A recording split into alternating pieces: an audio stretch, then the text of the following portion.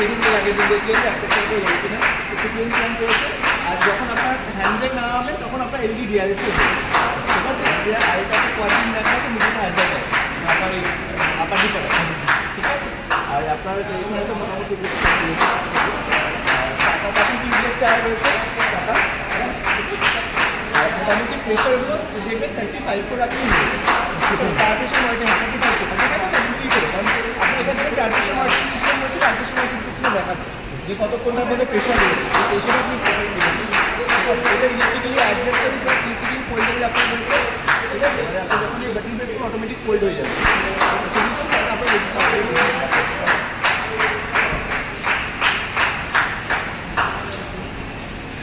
চারটে পাওয়ার window control আপনাকে দেখানো ছিল, হ্যাঁ এখান থেকে চারটে পাওয়ার উইন্ডো কন্ট্রোল রয়েছে। এটা চাইল্ড লকের জন্য রয়েছে, বাচ্চারা পিছনে বসে যাতে কাজটাকে আপ ডাউন না করতে পারে তার জন্য রয়েছে, আমাকে লক করতে পারবেন ঠিক আছে। এটা ফোল্ডিংয়ের মিররের জন্য রয়েছে, বাটন প্রেস করলে অটোমেটিক ফোল্ড হয়ে যাবে এখানে ঠিক আছে। আর এটার সাথে হচ্ছে ব্লুটুথ অ্যাডজাস্ট করা যাবে, যখন ডান দিকে এটা করলে অবশ্যই এটাকে ডান দিকে ঘুরিয়ে নেবে, তারপর এটাকে দিকে অ্যাডজাস্ট করতে হবে। বাঁ দিকে হ্যাঁ সোজা হচ্ছে হাইট অ্যাডজাস্ট করার জন্য এটা হাইট এখান থেকে প্রেস করে করতে পারবে।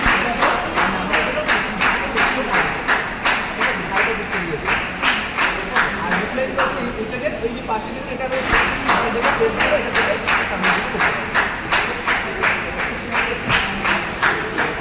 আর ফ্রি স্টিয়ারিং করার জন্য স্টিয়ারিংটা রয়েছে, সিটটাকে আপ ডাউন করার জন্য এখানে একটা লিভার রয়েছে ঠিক আছে। এখানে পুশ বাটন রয়েছে, বাটন প্রেস করে ফুল ক্লাচ করতে হবে তাহলে কিন্তু গাড়ি স্টার্ট হবে ঠিক আছে, তাহলে কিন্তু গাড়ি স্টার্ট হবে।